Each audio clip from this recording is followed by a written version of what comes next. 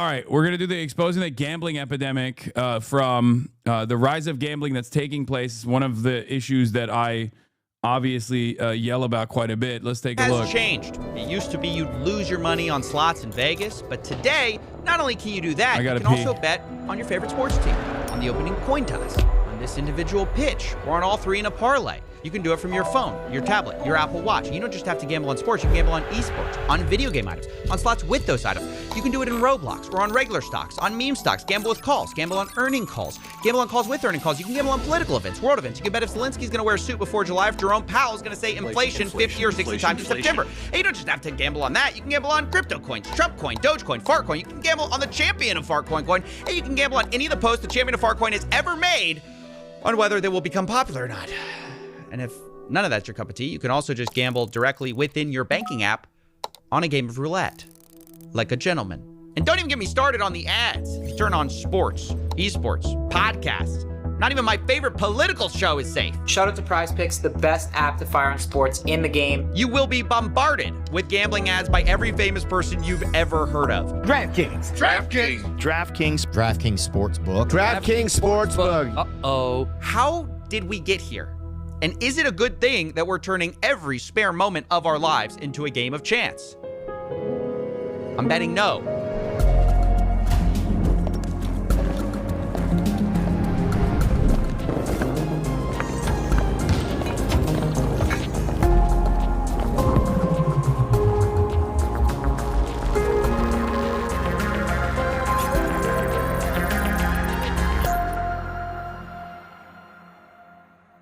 There are three things responsible for gambling becoming more mainstream, but the first and biggest trend is simply the mainstream becoming more like gambling. See, Silicon Valley learned a decade ago that gambling mechanics are incredibly good for user retention, so they put them everywhere. Let's say you're shopping online. Well, now you can spin a wheel to unlock prizes. Or if you're playing video games, you can open a loot box, get some randomized items. You can even use those items as virtual currency in a casino we've made a 3-part series about. Or maybe you don't have a problem with loot boxes for adults, but we've also put them in kids' video games because, gotta start them young. Roblox is the largest game for minors, and they are stuffed with randomized loot boxes. But even if that's fine for you, what about the third-party websites which, against TOS, allow full gambling based on a kid's game? And yes, there are actual kids gambling on these apps. Right, I just won a bit of profit there. I had 200 Robux. No, I had 200 Robux in profit, 100 Robux in profit, but I lost them. But I had 50 Robux and I lost it, and I thought I got 50 Robux again. So on this, mine's on Robux World, what I'm gonna do is buy 40 crates now. No, not 40 crates, but like 44 crates.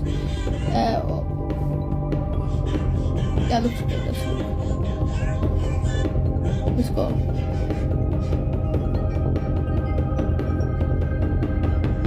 Let's go. We're in profit. Let's go. It is absolutely disgusting to see that. And look, I spoke to an insider who worked on this website, Roblox Wild, before it got shut down. He shared data which claimed they made $5,000 a day, or roughly $2 million a year. Thankfully, this website got shut down, but third-party gambling sites still persist because copying casinos makes a ton of money. And that's why we've been putting it into everything, including our politics. Prediction markets are the answer to the question of what if we could YOLO on election results and world events. The biggest websites are Polymarket and Kalshi, which have exploded in popularity during the American election cycle. And they are straightforwardly getting promoted. And I can't tell if this is like a direct deal that they have with CNN and whatnot that is like an undisclosed ad or whatever the fuck's going on, but they're getting promoted and normalized by CNN. Harry Emden is literally going to Polymarket and Kalshi. I think Kalshi more so than Polymarket. Whenever they talk about like analysis, it is a horrifying reality that we live in, where virtually every facet of our existence is dominated by gambling. Everything. It's so pervasive. It's so fucked up. And it's yet another It's yet another glaringly obvious example that our administrators, our government, our regulators do not care about our well-being at all. Gambling has such a corrosive influence, and yet for some reason there is no restraint on this side, none whatsoever, and it's basically left up to the individual. And I say this as someone who is also operating a media company, I guess, if you want to call it that, and like there have been so many opportunities for me to just make a fuck ton of money that I have just personally refused to do so. But why the fuck would anybody else? Why the fuck would anybody else turn down millions of dollars in ad funding from one of these companies? Just no way. But it isn't just major. And the more pervasive this stuff becomes, the more normalized it becomes, and the less there is an incentive to even say no to it, because at a certain point, even your audience is not going to look at you weird if you do it. You know what I mean? Like, that's it. That's it. Dude, this is awesome. Look. I just talked about how I turned down $1 million in a sponsorship for Poly Market, right? On election day. And this guy goes, you did take that one gotcha game sponsorship. Like, this is what I mean. This is also what I mean. 57-month subscriber. You're right, dude. I'm actually a hypocrite. I'm actually pumping fucking advertising for gambling. Why the fuck do I need LSF when I got literally my own fucking 57-month subscribers in here doing this exact same shit?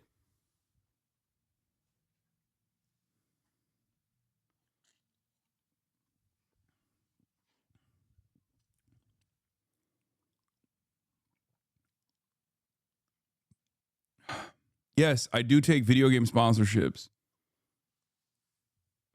I notice ads baked into Fear and is a little weird, but I totally get it. Get the bag.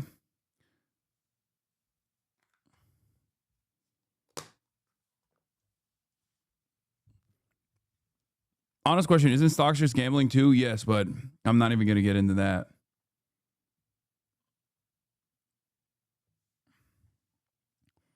Doing marketing doesn't mean you promote gambling. No. If I did marketing or promotion for a direct gambling company, yes, it would mean that I'm promoting gambling. This is true. I do not. And even when I took on the Chinese game sponsorship, I didn't even know that there was a gotcha component associated with it at all. Don't read chat about this, man. K Bono, literally. Yeah, I know. This is events that attract bettors. I was recently asked to investigate whether this was a suit that Zelensky was wearing. Why? Well, the prediction market had bet $200 million in betting volume on this bet. And some of them were really mad that... Yeah. Speaking of prediction markets, yesterday, a Poly Market bet ended. Will HasanAbi Piker get arrested by October 31st? There was a literal bet on whether or not I would get arrested. And there was apparently like $32,000 that people had actually dumped into it. It's the dumbest fucking bet of all time.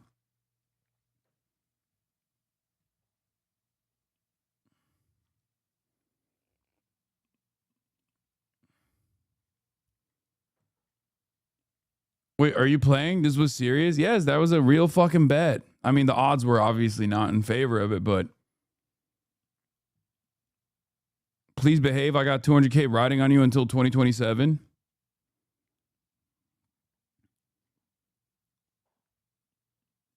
Yeah, look. HasanAbi arrested by October 31st. $341,000 in volume. This market will resolve, yes, if HasanAbi is arrested between October 8th and October 31st, 2025, 11:59 p.m. Eastern. There was a yes at 3% chance that these guys unironically put money into.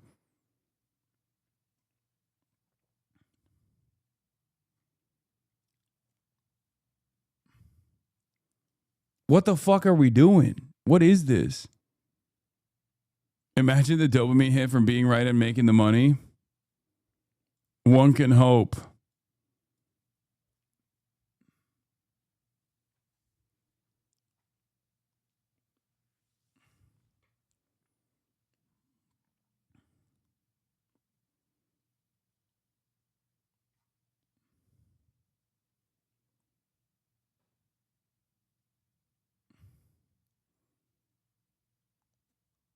Should have dumped like 100K on Yes like an hour before 11:59 p.m. EST and made like $5 million by getting arrested over some pity shit.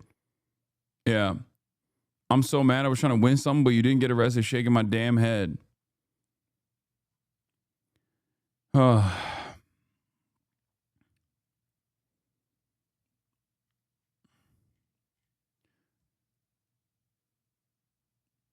I just like, I don't know. I think it's like, this is a sign of devastation.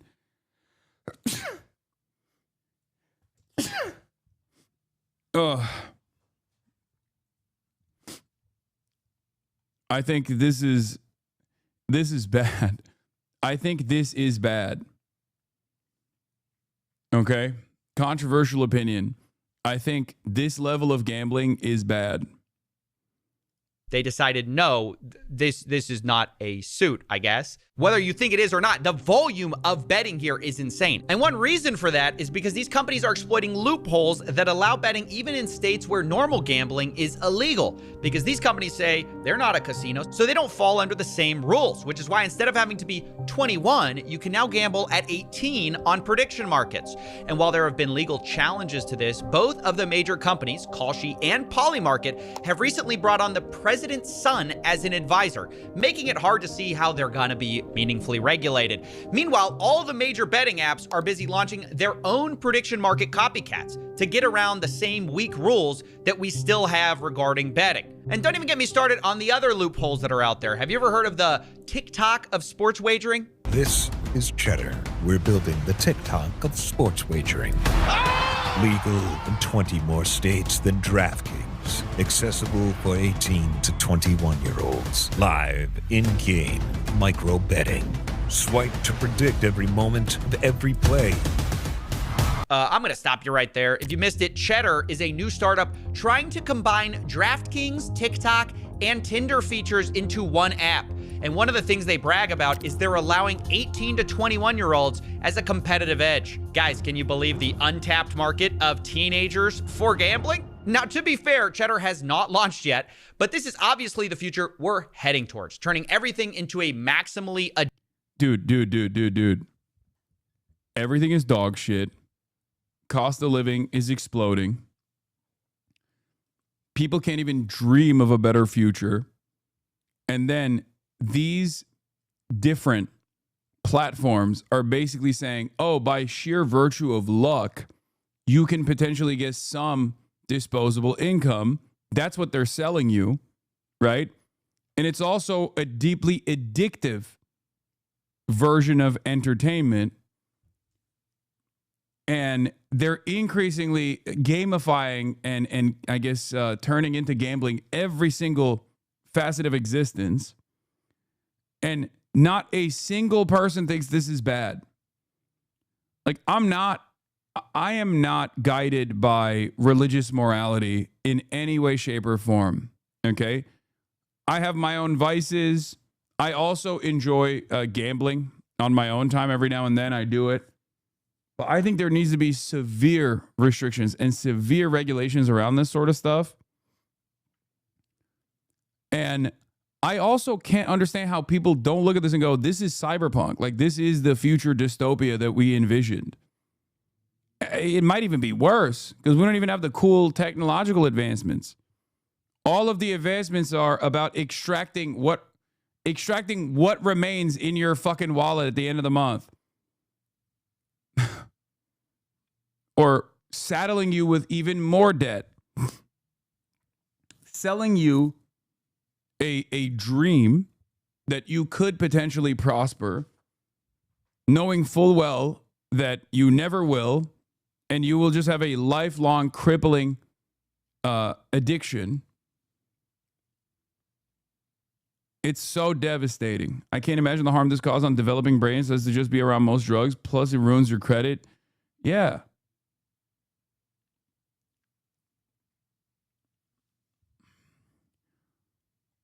It's just so sad, dude. I don't know. I don't know what to say.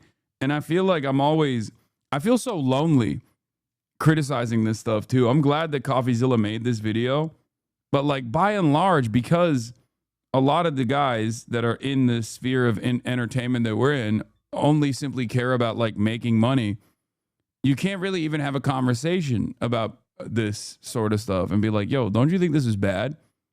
It's kind of like with Saudi Arabia, right?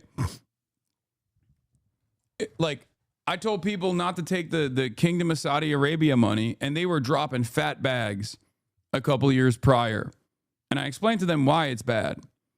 And nowadays, that conversation is not taking place any longer because they've already bought so many institutions. They've already purchased so many normalizing factors at this point that they can engage in sports washing and no one even looks at it the same. Like the last marginal remainder of institutional scrutiny or social pushback against doing that sort of thing is just gone. You know? It's just gone. How is Saudi any different than China? Brother, I'm not even talking about people flying to Saudi Arabia. First of all, that's a ridiculous comparison to make.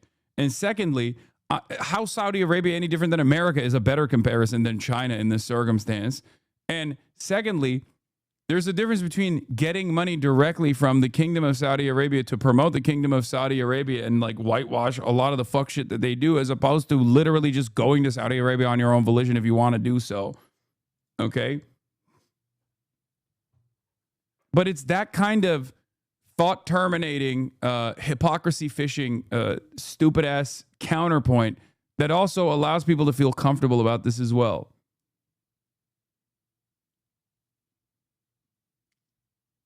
That's what it is. It's another one of those like, I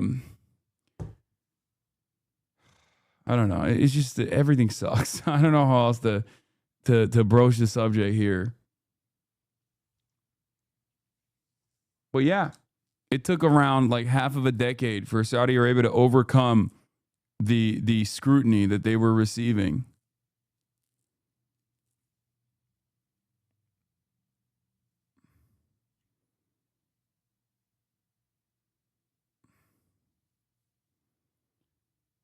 I do sometimes feel like, I mean, this is not materialist thinking, I guess, or I guess it kind of is, but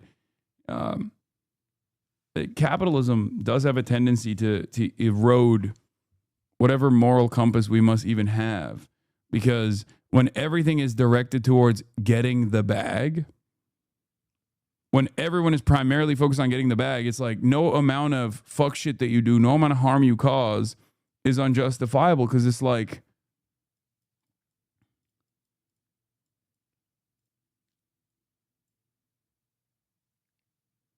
is because ultimately you're doing the same thing. Everyone is actually doing something in the morally gray area.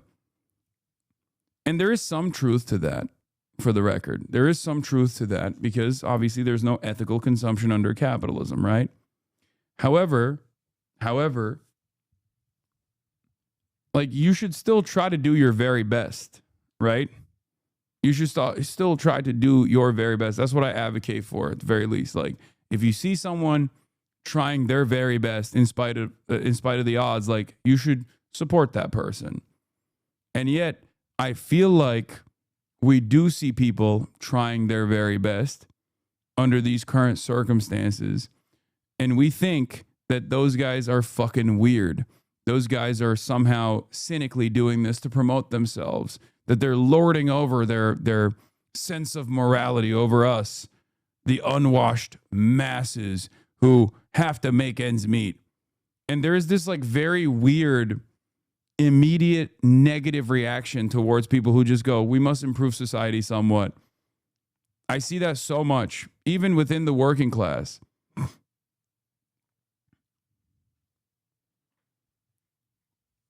It's kind of sad that vice signaling has taken root in our collective consciousness, where we just think like, oh, if someone is signaling a vice, that means they're honest.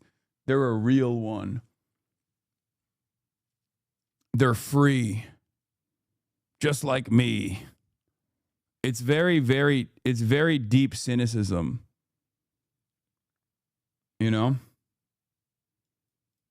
Yeah, it's the Matt Christman Zen fascism rant, where he talks about much of the modern right taking joy in the cruelty that powers first world hedonism, and I feel like it perfectly describes the moment that we live in, for sure. The future is going to consist of Palantir-backed companies that combines your Prize Picks boards to a TikTok-style UI that feeds you AI-generated porn, just truly full dopamine blitzing alienated workers who feel no escape from the crisis of rabid capital eating away at the social fabric. Yeah. Like, this was somewhat discussed in my conversation with Sagar, who obviously hyper-focuses on stuff, who obviously hyper-focuses on the vices, and I'm not the type of person who thinks like we need to, you know, abolish these vices or whatever. But it is pretty crazy to me that like everything has turned into a casino. Everything. Because a casino is the maximalist version of what takes place in the stock market under capitalism, right? It's just the dopamine blitz is very real. You're a worker. You go to your shit job that you never thought you would actually work at. You had dreams of something higher, something more impactful that you were going to do. But obviously, you had to put that dream aside. Why did you have to put that dream aside? Well, because you went to college. And in the process, you took on $200,000 worth of student loan debt. And now you have to pay those debts because college is over. So you take on this bullshit job that you don't actually like, or you have no autonomy, right?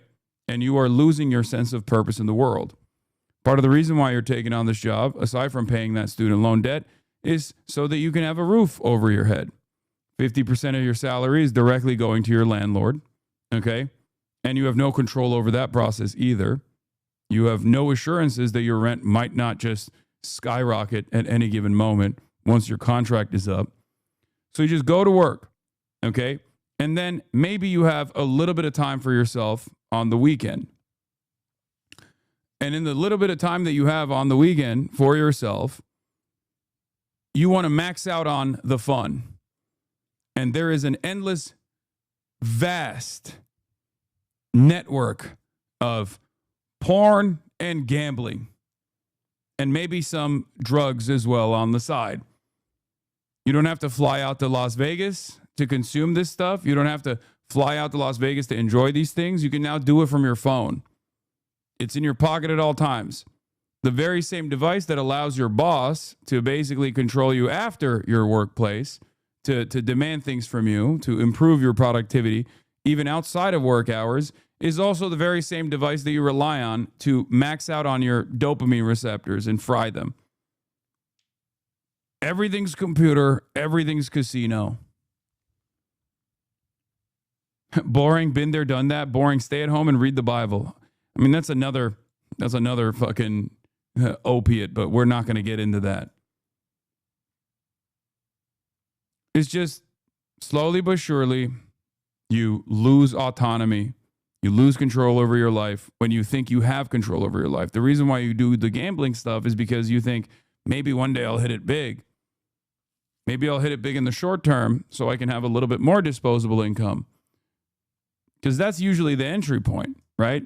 You don't start the gambling because you're like, oh, I heard that it actually is very fun when you are constantly trying to figure out whether you're going to win or not, even though that is how it works physiologically or psychologically, sorry.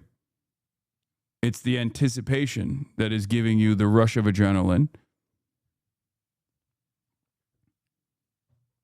That's how they hook you, rather. But the real But the initial purpose of it is because you think, oh my God, maybe I can make a little bit extra money so I can buy beers for me and the boys. You know?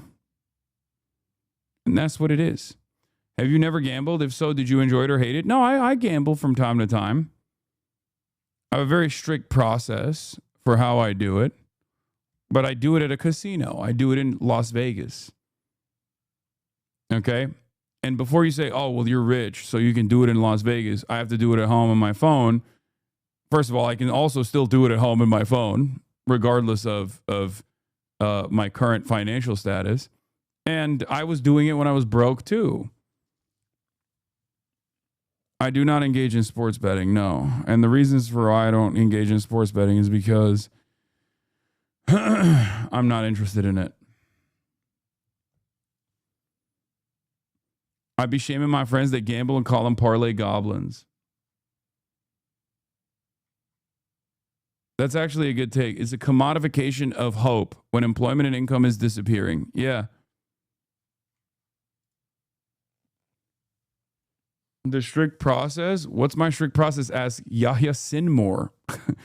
My strict process is I have a amount of money that I am willing to spend that I set ahead of time.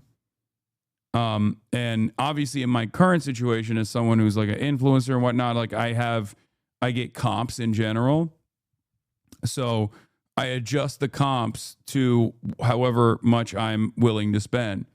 But even before then, even before I got comps and shit like that in Vegas, I would always have like whatever amount that I had that I would spend. And if it goes out, if I'm done, I'm done. If I win, then great.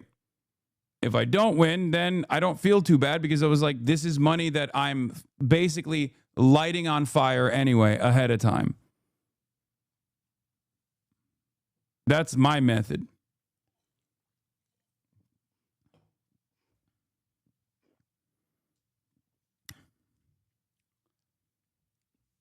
I think a lot of people need to understand that no matter what, okay, no matter what you plan to do, you need to allocate it ahead of time when you have a sober mind, okay? When you're not in the gambling environment and the gambling mindset. You'll never hit it big like that. I know, because that's the whole point. Because I see it as a form of entertainment, that I'm willing to burn capital on. And the amount of entertainment I derive, whether I win or lose, is dictated ahead of time, okay? The reality of the matter is you never gamble to fucking win. You're always going to lose. Always.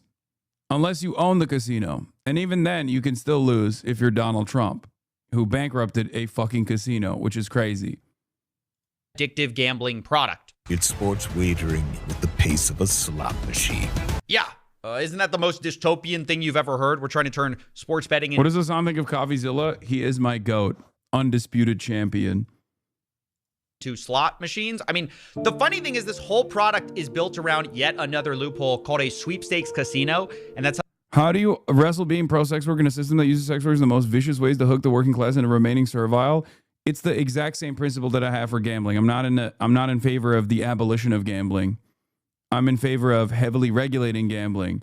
I am never going to be an advocate for the abolition of any vices whatsoever, the prohibition of any sort of vices whatsoever. Okay, it doesn't work. It's dumb as fuck, and I'm not saying that I'm like anti any sort of dopamine receptors getting tickled a little bit. Okay, it's fine. These are some of the joys in life. I'm a normal fucking human being.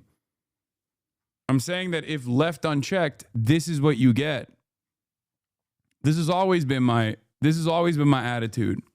Yeah, regulation, or at least in the interim, decriminalization is something that actually helps sex workers.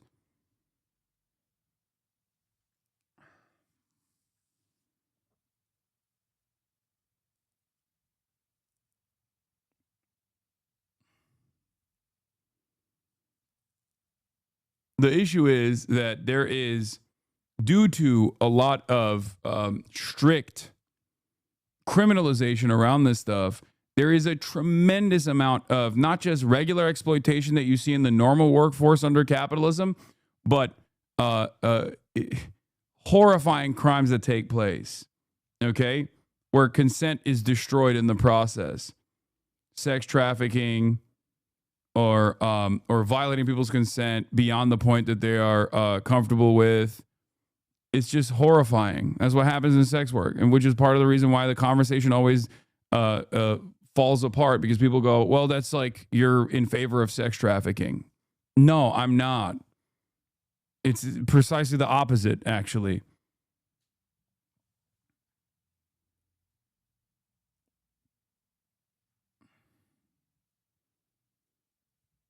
They get around the 21-year-old age requirement. Here's how it basically works. Sweepstakes casinos claim that you don't actually need to purchase anything to play, so it's kind of not gambling. In fact, you can get free coins to access their games, but they also have a second currency which you can... Abolition is a generation's long goal. No, I'm not in favor of vice abolition anyway. Like, vices can spice up your life. I don't have a fucking... Like, I don't want alcohol to go away either. Like, it's crazy. While there are obviously many negative consequences, like it would be incredibly boring if we literally created a society where there were no vices whatsoever. It would be fucking insanely boring. It doesn't work anyway. Historically, people have tried prohibition. It literally doesn't work, okay? All it does is make this, all it does is create this like robust black market that is filled to the brim with criminals.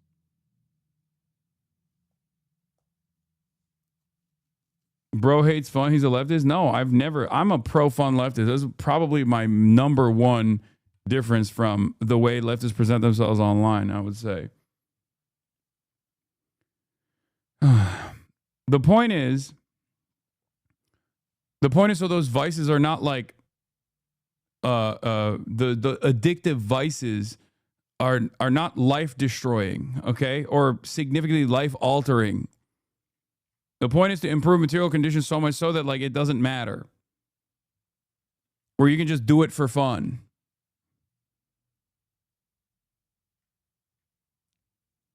Everyone should replace entertainment with Marxist theory. Really mad. I don't understand. It's kind of funny for me to say this because, like, by all metrics, I do live a fairly monk-style life in terms of, like, the vices that I even allow, albeit marginal, are very limited, okay? I mean, I just explained to you guys what I did last night. Instead of going out and engaging in debauchery, what did I do? I went to bed early because I wanted to wake up early to work out, okay? I unironically lived the lifestyle that these fucking fake manosphere dipshits promote. That's what's so funny about it. Like, I do live it because it gives me joy. I find joy in it, for the record. That's the reason why I do it. But that's not for everybody. That's not for everybody. It's not, you know?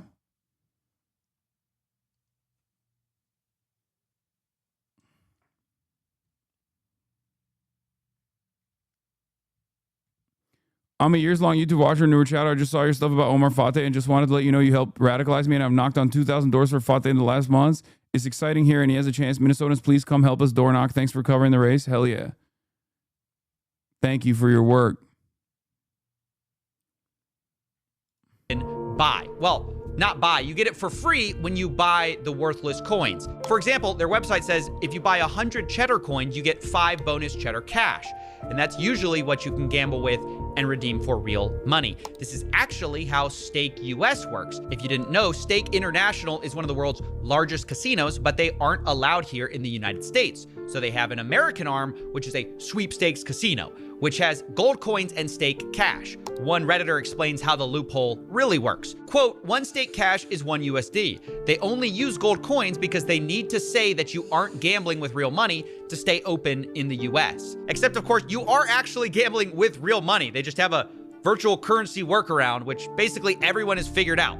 Some casinos are just kind of more honest about it than others. Cheddar's basically saying the quiet part out loud. They're going after 18 to 21-year-olds with TikTok, Tinder, sports betting at the pace of slots. And by the way, people are betting on their success. They're actually in a cohort of startups invested in by a Silicon Valley investment firm called A16Z. But if you think that's a bad idea, now let's talk about banks and gambling. I recently made a video on Yada, which was a fintech, which is a complicated story. We've done a ton of work on here and here. But basically, the original pitch was a no-lose lottery, which gamified savings. Lots of YouTubers work with them, and they... Dude, you just said you have a mountain of zinc cans behind you. The mountain of zinc cans behind me is unironically the perfect demonstration of how I regulate my vices. Okay? I have a mountain of zinc cans because, and this is not like a promotion of it or whatever, but like Zyn is a nicotine product. And before Zyn, I used to chew nicotine gum, and I still do, right? The reason why I did that is because I wanted to get off smoking cigarettes, and I was able to do so successfully. Do you understand? Like that is the perfect example of this. Tobacco is far worse than just straight nicotine. Even vapes that give you straight nicotine are far worse than the chewable version of the product or the lip pouches. So it is a perfect demonstration of how I do actually regulate my vices. I try to limit it to the least consequential, to the least damaging version of it. I never said that I actually don't have any vices whatsoever. I have plenty of addictions. I have a very addictive personality. Nicotine is a tame vice. I doubt very many rich people limit vices to nicotine. Wait, what? Your addiction is pumping iron. I mean, that's also true. I have a very addictive personality, and a long time ago, I realized that like I should focus my addictions on things that actually advance and improve my life. Okay? Like I purposely lean into my addictive personality when it comes to, working out, working in general, live streaming in general, when you think about that. These are things that improve my living standards. Addicted to burping into the mic? Sure. Working out, eating healthy, streaming. These are things that I focus on rather than the easier vices that, alcohol or eating poorly, gooning, things of that nature. What was the brand you smoked? Marlboro Reds, Cowboy Killers. Even in certain instances, gaming. Like gaming has fucked my life up too. Remember Grand Theft Auto roleplay? Yeah, abusing Kaya. That's another one. Another addiction that I have is abusing my dog.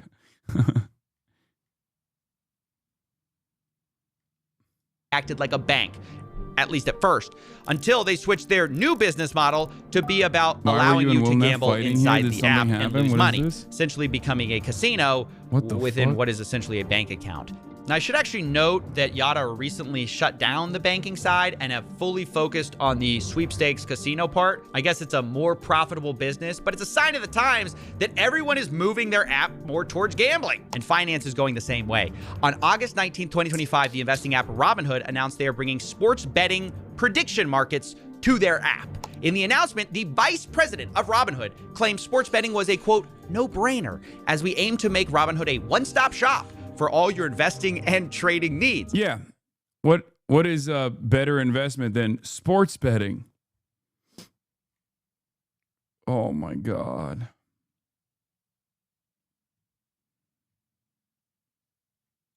AKA, we noticed people were leaving to other apps But we don't like that. We'd like you to never leave our app. And ironically, the very next day, FanDuel, a sports betting app, announced they were bringing stock market betting to their customers. But I will ask you about what some call the... Alrighty, this seems like you're full of shit. I quit nicotine because I found I was using it to treat my ADHD off-label. Then I got on serious meds and I worked through it. A vice is a vice. Adding a moral weight based on potential harm seems like justifying it. Just own that you like how nicotine feels. Wait, what? That is the reason why I'm continuing to use Zins or chewable nicotine. What? Nicotine gum. And you switch to pouches because you're health conscious rather than I'm 5D Galaxy Brain Boy who's engaging in harm reduction framework. Wait, what? You just unironically described something that I also describe, but in a contentious way, in like a super rude way. I just described exactly this same process. I don't know if you recall, but I just said I have no issue with vices. Like, I don't have an issue with vices. I don't know why you got so mad at this.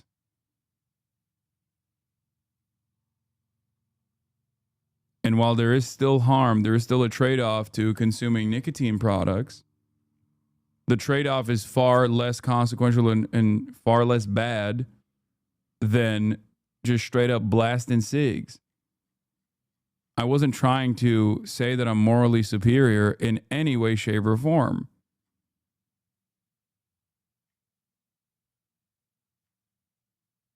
Very odd. They unfollowed? What? No. That's crazy. They got that mad? Can't win them all, I guess. Gamification of markets. Why this move? Why FanDuel? Why now? For us to have a partner like FanDuel and be able to have 14 million accounts on day one, I'm not becoming a casino, contrary to popular opinion. I didn't buy a casino. These are markets that will be offered to the general public, and we think is massively exciting.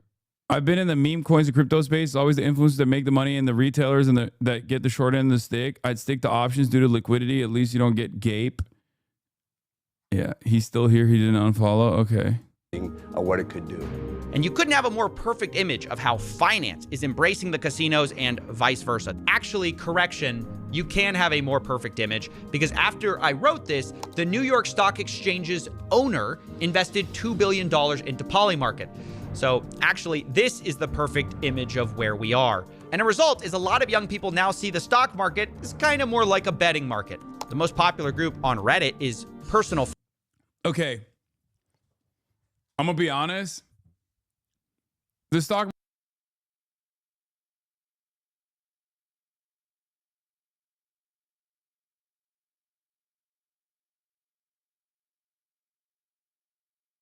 Actually, this is the perfect image of where we are. And a result is a lot of young people now see the stock market as kind of more like a betting market. The most popular group on Reddit is personal.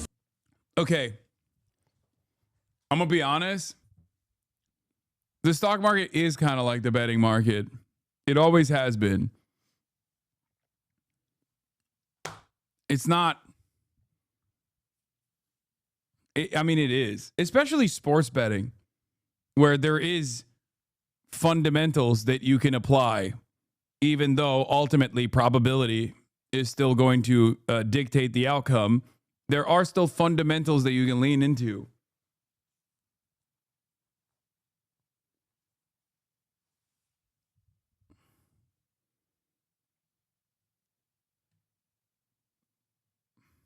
Finance with about 21 million followers. In second place, Wall Street Bets, where gambling on the stock market is embraced and celebrated. There's also aspects of the stock market that are damn near identical as well to sports betting. But yes, I know people, when I say stock market, some people think long-term investments that you're making into reliable stocks or, I don't know, numerous other like low-risk options. And that's not what I'm talking about when I say this. Okay, I don't fully agree with casinos and sports betting. The goal of these Goal of those running the show is for you to win as little as possible. In stock trading, the people who run it benefit when your value goes up. Yes.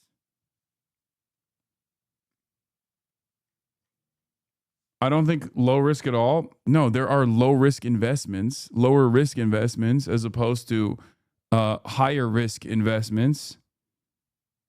But the aspect of the stock market that's like closely resembling the aspect of the stock market that closely resembles like gambling is basically like day trading and shit.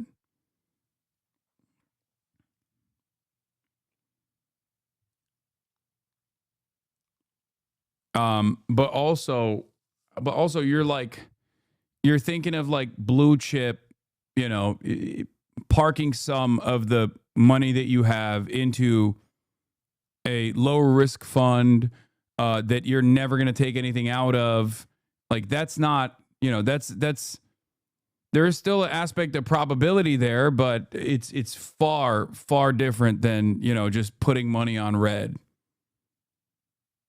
Putting money on any game whatsoever that is specifically designed to weigh the house, like weigh in favor of the house in a long enough timeline.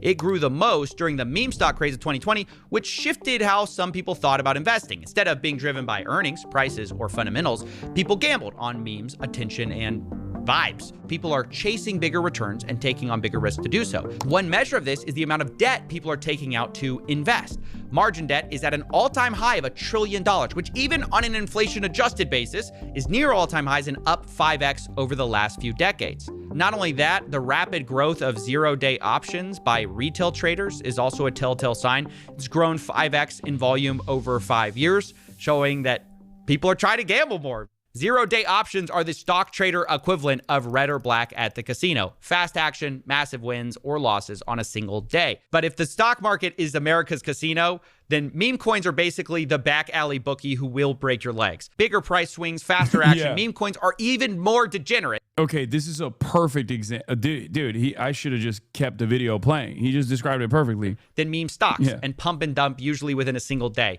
Among the people who trade these, pump.fun is the leading destination as the one-click launchpad. Anyone can make a meme coin in seconds, and there is no value in it other than the expectation that someone might be more foolish than you and buy at a higher price than you did. And of course, pump.fun is happy to take a cut and make most of the money. Most traders will lose, but now you can also get a cut if you're a content creator who pushes one of these coins. We've seen the same thing from launchpads. There's an inherent difference though. On principle, you're investing in a company, or that's how it used to be. Your investment is supposed to help the company improve. Before the financialization of the economy, it was good for society. I think we could have figured out a better funding vehicle for these companies in general, or at least focused when we had a better opportunity to do so, at least focused on this reinvestment in a more democratic fashion. We are very, very far past that point, by the way. And even in its inception, there were many market crashes, very famous ones.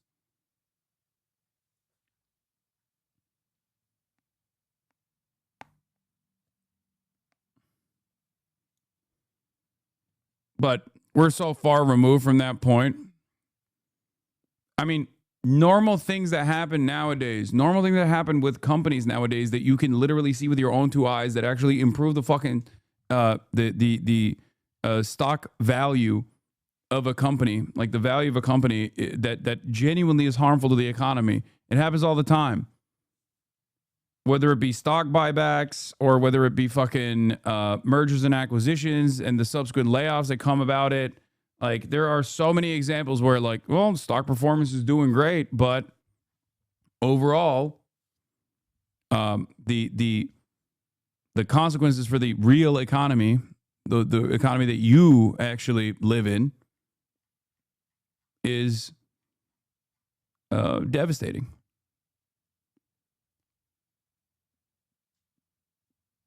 Like Meteora, they allow creators to have a split of some of the trading fees, and it kind of democratizes the grift. Now, anyone can farm their followers and fans for money. You don't have to be particularly sophisticated. And that's actually how Trump made millions of dollars in fees with Trump meme coin without ever selling. He just farmed the fees. And to be clear, this money doesn't magically appear. It's being siphoned away from regular people who mostly lose. It creates a sad ecosystem where most creators are racing to the bottom for attention to get their audiences to pump their worthless coins, leading to a predictable spiral where most are scamming, rage baiting, or otherwise trying to shock each other into becoming the biggest grift of the day. You said, wait, I don't understand. If gambling is a commodification of hope, don't you think that a true socialist society would abolish gambling? No. The point is not that you're enjoying a game. The point is that that game is taking away your earnings and ruining your fucking life and pushing you further and further into a deep pit of despair. The example I will use is there's like mini risks and mini games that people have always fucking enjoyed, even in their communities, right? Like you just sit around and you play a game, and in order to make the odds, or in order to heighten the intensity of the game, you just put money on it or something, right? Not sure if you'll see, but can you explain why mergers lead to layoffs? They call it eliminating redundancy.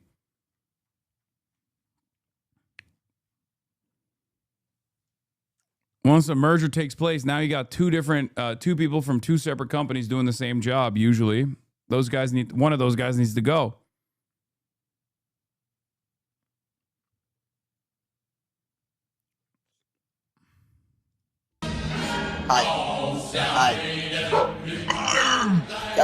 What the fuck? Thanks for the 20 bandos. It's ripping. What? If you've ever heard of a zero-sum game where someone has to win for the other one to lose, meme coins are negative sum because of all the trading fees. Most people, by definition, will lose. The real winner, of course, is Pump.Fun and people pushing it. According to one analysis, they've generated revenues of over $800 million for themselves, while... Whenever you look at this kind of despicable behavior, turn enough stone and underneath you will find Nazis, okay? You look at all this degeneracy and you start turning some of these stones, and under one of those stones, you'll always find a fucking Nazi at the heart of it. Almost none of the traders least racist kick streamer made significant profits. According to one analysis, 0.4% of all traders will ever make over $10,000. So almost no one. And look, the reason we're going through all of this is to explain the many ways that gambling is no longer just about slots, cards, brick and mortar casinos. We've injected it into every conceivable aspect of our lives. And that has two effects. One, it's inescapable. You cannot avoid gambling by avoiding Vegas anymore. It's literally everywhere.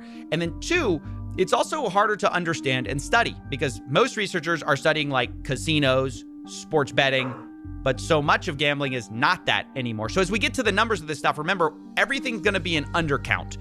But it is still important to talk about those casinos, and that's where we're going to shift now. Starting with the biggest trend that has happened for these casinos, and number 2 on our reason, which is sports gambling becoming legalized. Rewind the clocks for a second back to 2018 when the Supreme Court overturned a federal ban. At the time, basically, you could only sports bet in Nevada. But after this, you can see in a few years, we've completely flipped on the issue. Most states now allow sports betting. And along with that, the advertising budgets for these companies is absolutely enormous. DraftKings, FanDuel, Underdog, Prize Picks. They've spent hundreds of millions of dollars getting celebrities and influencers to push their product every year. And man, has it worked.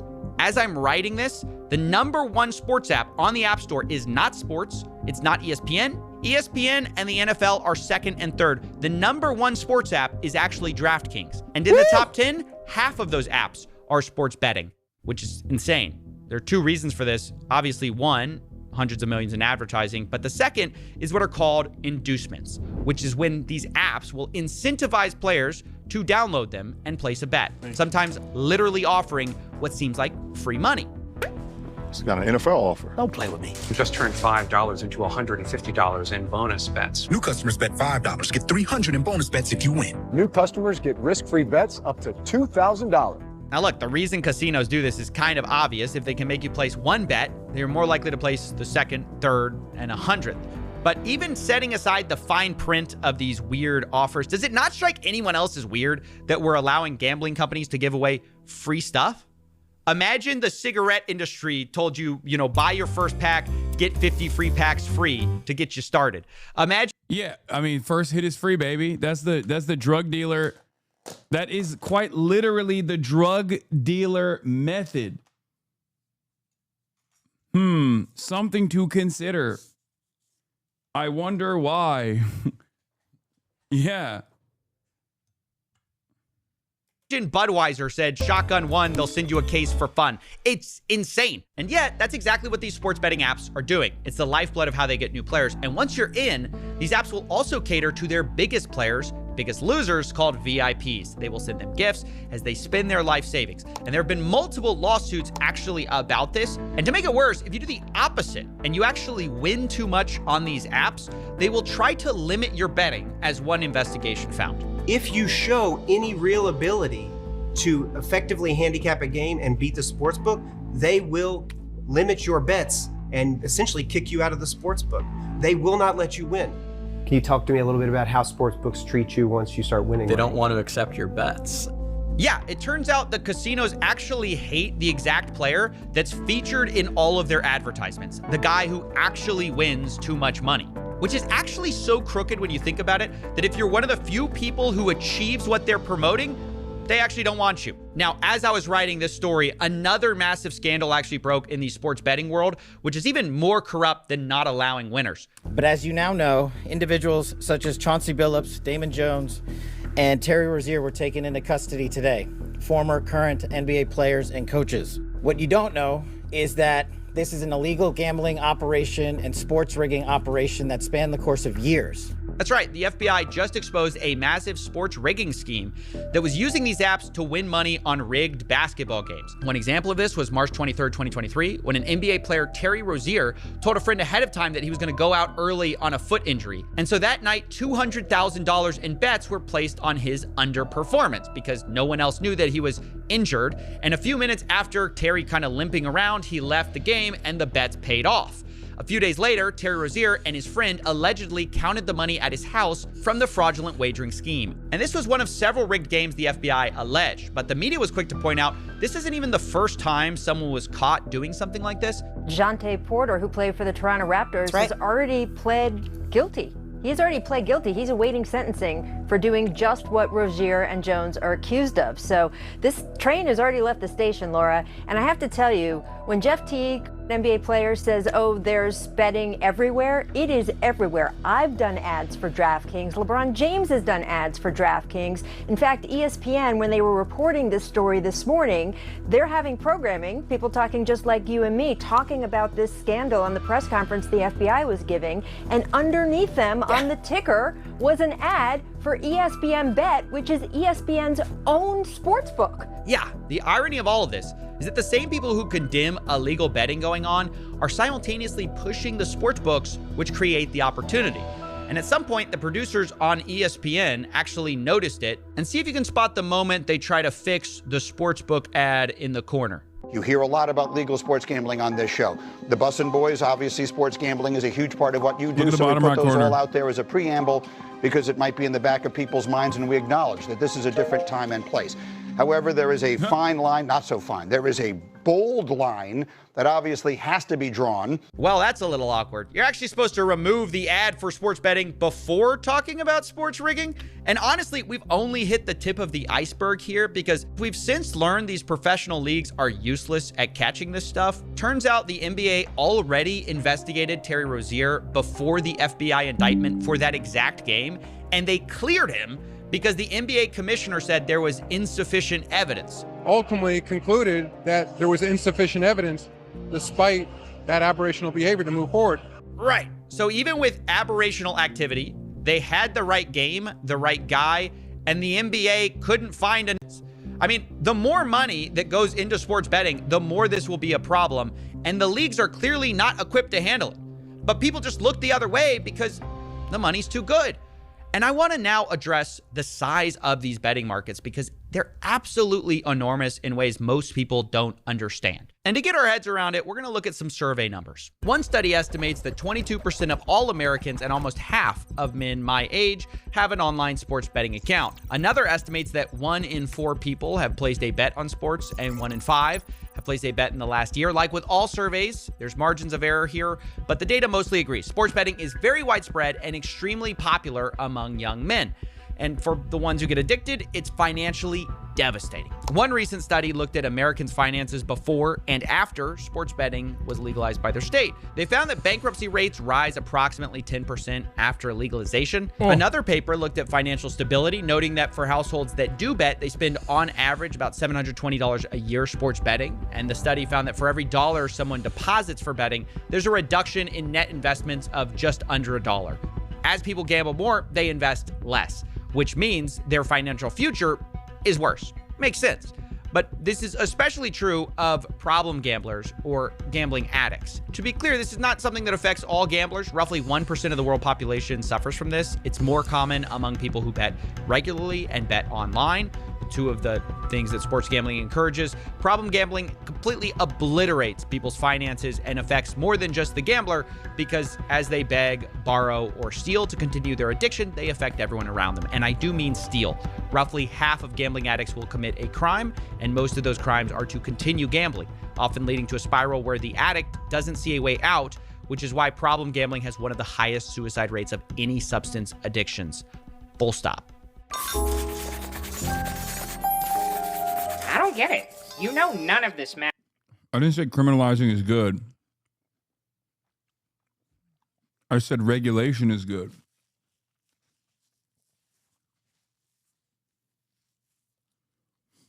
This is why you have to regulate it severely.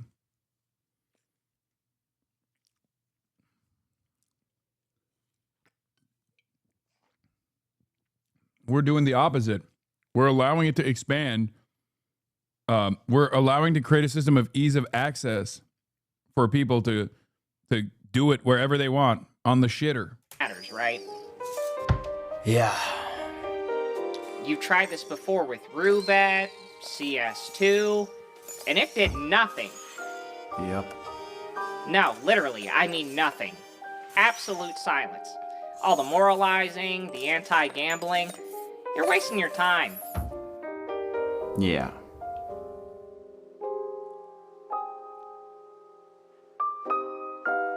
That's how I feel.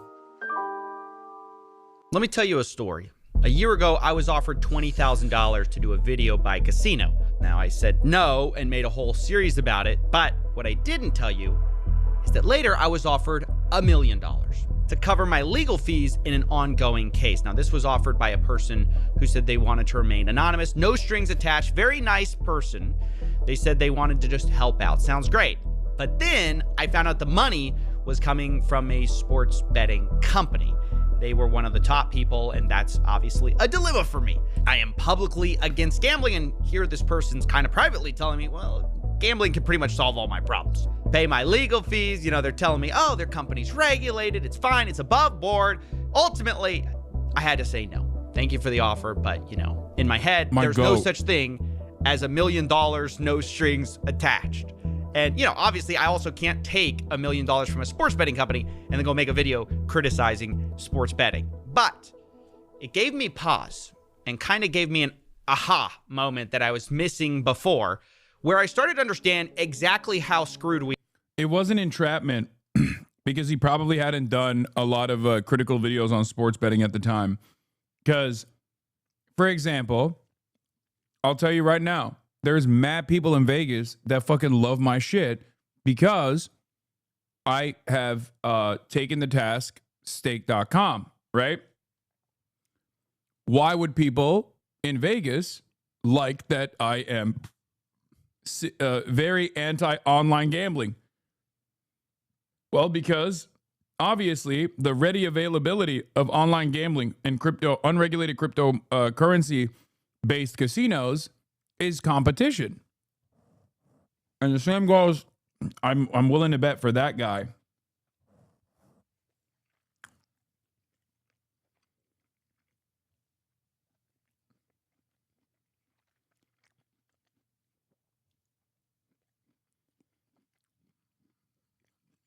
That's probably what happened.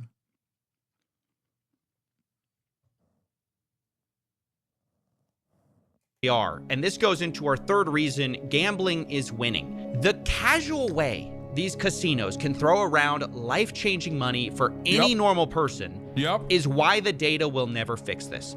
It's why having enough Oh my God, what an amazing dude. Oh my God. It's such a fucking breath of fresh air to see someone like, it feels so fucking lonely, dude. It feels so goddamn lonely to just like constantly talk about this shit and be inundated with like the most vicious fucking smears, which I think make other people think twice about ever being critical of this kind of stuff, especially because there is such a heavy financial incentive to either shut the fuck up or literally take the bag.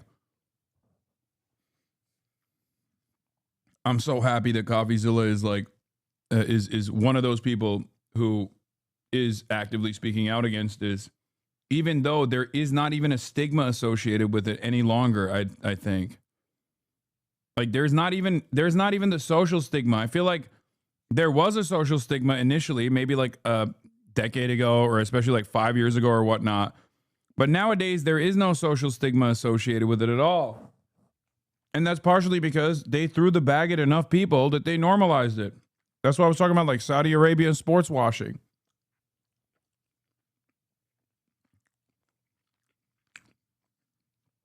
If there is enough money, these forces will inevitably make their way. They will inevitably make their way into normal society by just basically paying for it, by paying for the PR. Bad facts about addicts or interviewing people whose lives were ruined will not change things. Believe me, I've done it and it's never moved the needle. To be honest, it's not even debatable that gambling is kind of bad for most people and life-destroying for a few. Even the industry kind of admits that. But the reason gambling is everywhere in spite of that is there is too much money in the game benefiting the people that make the final decisions, right? Think about the states with tax revenue, the casino profits, the influencer payouts. There's a small group that gambling is incredible for. So incredible, it basically defies logic. I'm talking billions of dollars in profits. And if you want to understand why gambling is everywhere, you can't just look at the statistics. You have to look at the money. And I want to show you exactly how this works with an example. This is Matthew. He's better known online as Nadeshot, and recently he took a gambling deal with an offshore crypto casino. And when he first talks about the deal, I want you to notice it's a little strange. He almost seems hesitant. Boys, we just partnered with Rootbet, and before I say anything, don't gamble, okay? You will lose. I promise you, you're gonna lose. But that's why I partnered with Rootbet, so they can pay me to gamble. So even when I lose, I'm still gonna lose. Yeah, it's pretty weird to hear someone say, don't gamble, guys, while announcing a partnership. It's not weird. It's the Trainwrecks method. That Trainwrecks paved the fucking way with that. He literally paved the goddamn way with that, man. As the train strat. Yeah, I have it. I have the, yeah, I mean, there's the spam. Get it twisted. Don't get it twisted. Don't get it twisted. I still have a card that I carry with me in my fucking wallet. Where is it? Where's my Trainwrecks card? I literally carry this shit with me everywhere I go, bro. It's not even a joke. Wait, where the fuck did it go? Oh my God. Did I lose it? No. I need to get it laminated, honestly. It's been years, dude. I have had this card in my wallet for years. When I go to Las Vegas,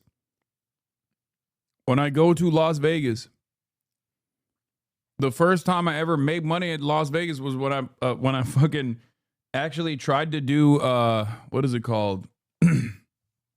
The slots. Something I never actually took enjoyment out of because I think it's just like, it's not not something I can touch. There's no tactile. There's no tactile reward at all. So I don't really fuck with slots like that.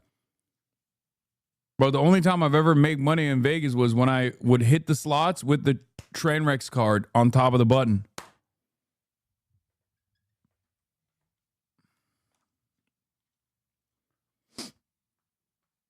But yeah, straight up.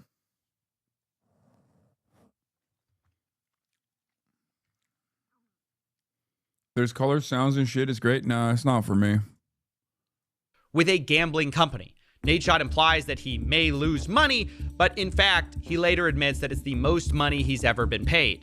This is the biggest partnership that I've had in my entire career. No, instead, I think the hesitancy, the weirdness of this video is because Nadeshot knows pushing gambling is kind of bad for people. He said so in a podcast a couple years ago. I definitely think that people streaming on Twitch, all the crypto betting, certainly incentivizes younger kids to be more interested in crypto gambling. Like, I know personally people that should not have been gambling online, but because it's so easy to gamble with crypto, they did it when they could not afford to do it, and it has not worked out well for them. Right. Nadeshot knows personally it's bad.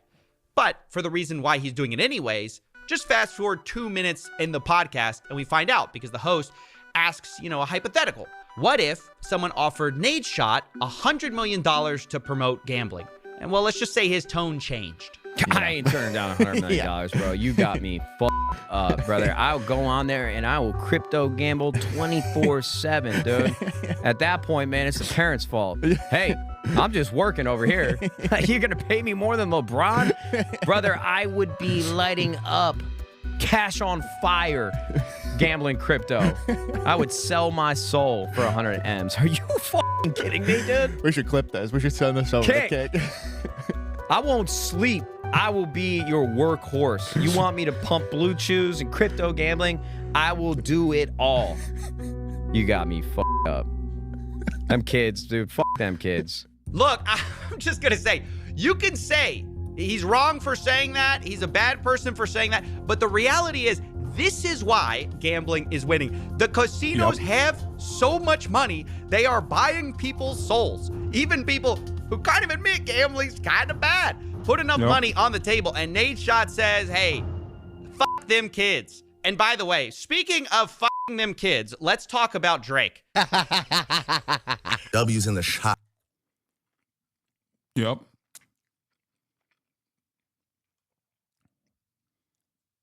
One of the biggest unending,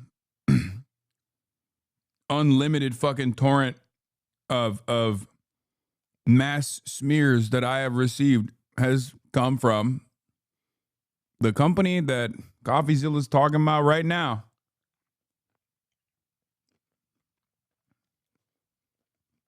Let's be real, 99% of leftists would do it. Dog, you are literally talking to a leftist who did not do it. Fuck you mean?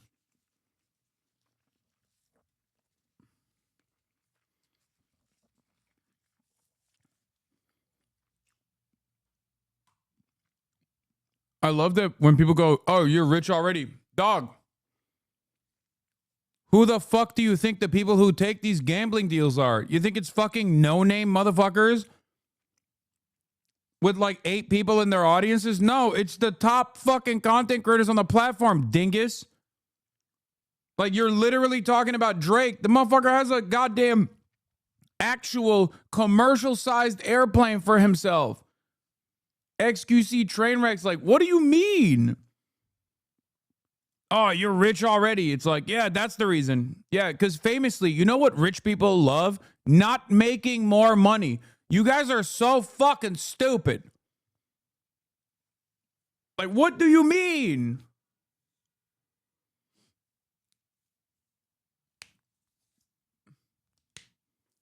Yeah, you're not wrong. It's much easier for me to say no to this shit. Except these are the kinds of people that they're giving money to. They're not giving They're not giving it to fucking regular Tom, Dick, and Harry with like 13 people watching. These are already rich people. That's the whole point.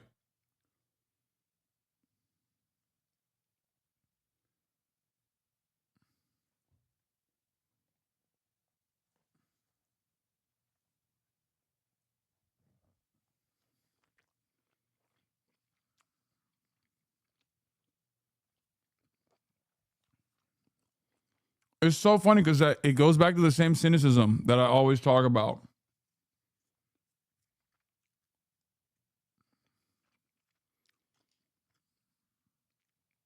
It goes back to the same cynicism. It's like, oh, well, it's easy for you to do. Yeah, easier for me than you. But they're not giving you $100 million, brother. They're not offering you tens of millions of dollars. You know? Also, on top of that, the people that they're giving contracts to are wealthier than I am to begin with. So they extra don't need it. They're just doing it because they weigh out the repercussions, not the moral ones. I don't think they give a shit about that much, but they weigh out the potential backlash that they could receive from their audiences. And over the years, they realize like there is no backlash. It doesn't fucking matter. You just slot yourself into this comfortable part of the internet and you just pump right-wing shit all the way, all the time. And then you basically retrain your audience to be more open-minded to this sort of thing.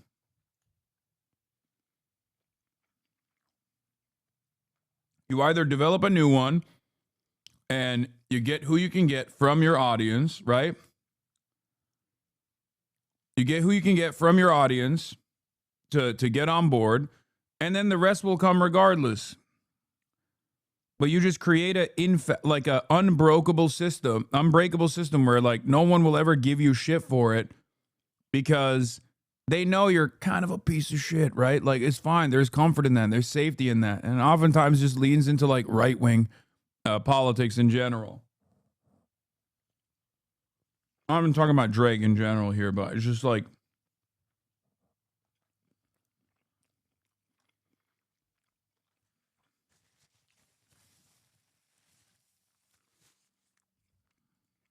it isn't just streamers or influencers taking deals. It's the biggest rapper on the planet. He signed a reported $100 million deal recently with Stake, the crypto casino, which is wild. There's really no endorsement deals like that anywhere else that hit those kind of numbers. And just like Nate Shot, Drake wants you to know that, even though he's taking the money, gambling isn't for everyone. Recently, he posted an $8 million loss, saying, gotta share the other side of gambling.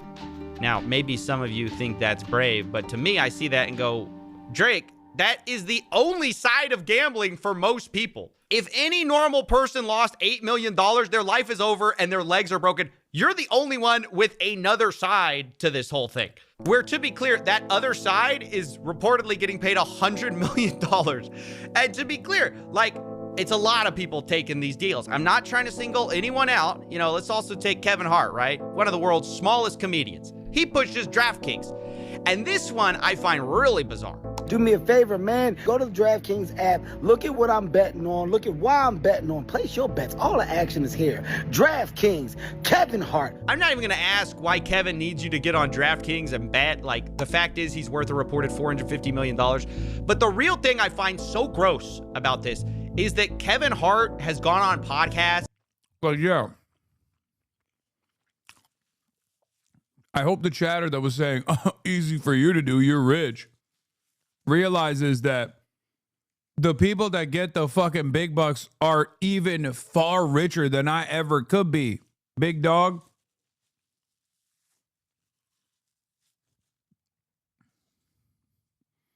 Fuck do you mean?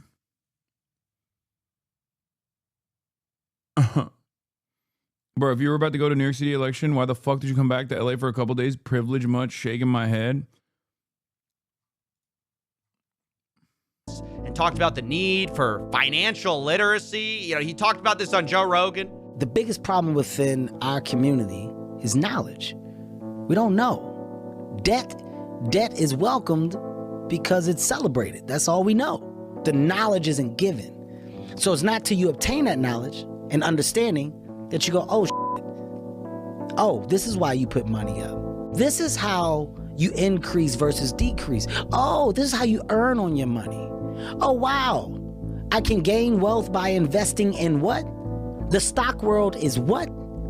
How many people partake in the stock world? And is there a part that isn't necessarily gambling? Is there a low risk part? The information isn't there. Yeah, Kev, maybe the information isn't there on the stock market part, which isn't gambling, because you're too busy telling them about actual gambling. Understand that Kevin Hart is not just a guy who sometimes talks about it on podcasts either. He has a whole partnership, an actual partnership with Chase Bank, where they ran a campaign to improve financial literacy. But then Kevin goes on the side and he's pushing DraftKings, which preys on people's financial illiteracy. And while we're talking about small comedians with big bank accounts, let's talk about Joe Rogan too. And listen, I'm not trying to be high and mighty with all this stuff. I know it sounds a bit like that, but believe me, I am eye level with these guys, okay? I'm very short too. You can't tell behind the $10 million studio desk, but no offense is intended here. We got to discuss though, how the biggest comedians in the world, biggest, smallest comedians, are pushing DraftKings. Didn't Joe get a $250 million deal from Spotify? I didn't realize before this video, like, how many gambling ads he has been running recently.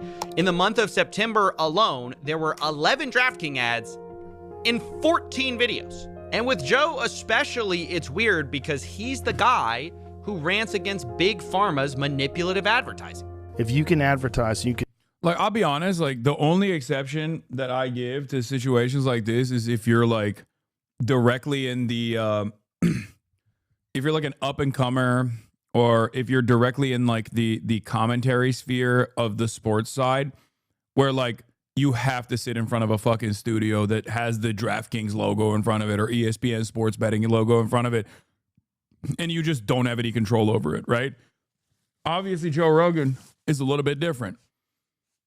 Like, there is, do you see what I mean? Like, I don't think, like, Jamel Hill has any say over what gets placement on the broadcast that she's on, right? Like, that's the difference. Like, there's a lot of people who are, like, employees or people that want to break into, you know, the sports commentary side or whatever. Like, that's it. There's also people who just, like, objectively don't give a shit. Like I said, I've given up. I've given up on trying to prosecute this kind of stuff. I will admit that. Like, I tried to go after the edge cases. I try to go after, like, the edge cases, but, like, sports betting, while I find it to be completely a cancerous influence, to completely have a cancerous influence on American society, you will not catch me consistently talking about it. And the reason for why I will not consistently talk about it or constantly fucking attack people over it, and this was a point of contention that was literally brought up in the crypto casino gambling saga, for the old heads that remember, for the real ball knowers. Even back then, I said, this is virtually impossible to deal with. If you go back, look at my videos from, like, whenever we were talking about stake. One of the counter examples that was often utilized by Trainwrecks and many others and XQC, all these people, was like, well, what about sports betting? There's sports betting on this platform. And I was like, look, I don't like that either. But there is virtually nothing I can do about that, you know? Nothing at all. And nowadays I feel like everything is impossible to fight against.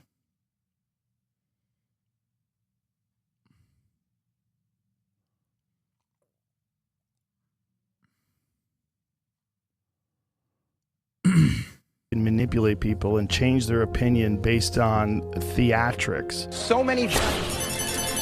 Everyone gets a free bet. We all want to win.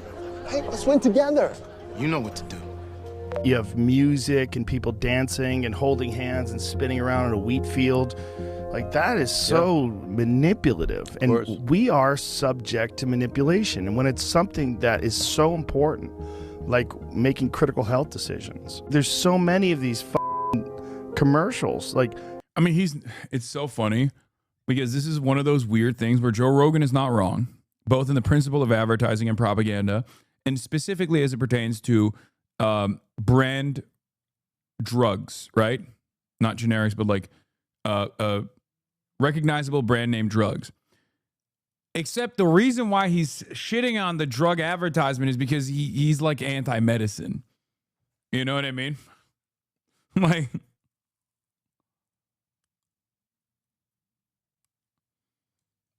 he's not wrong. America is one of the few countries, I think, if not one of the only OECD countries where you can just like do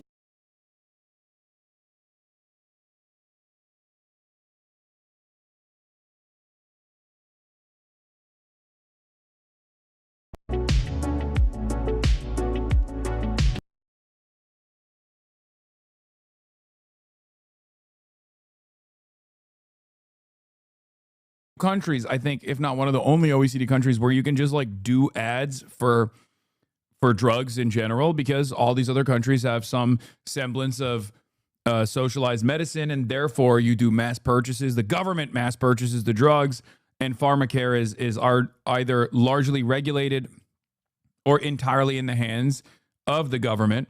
So the United States of America, so there's no incentive for these pharmaceutical companies to do televised ads in general.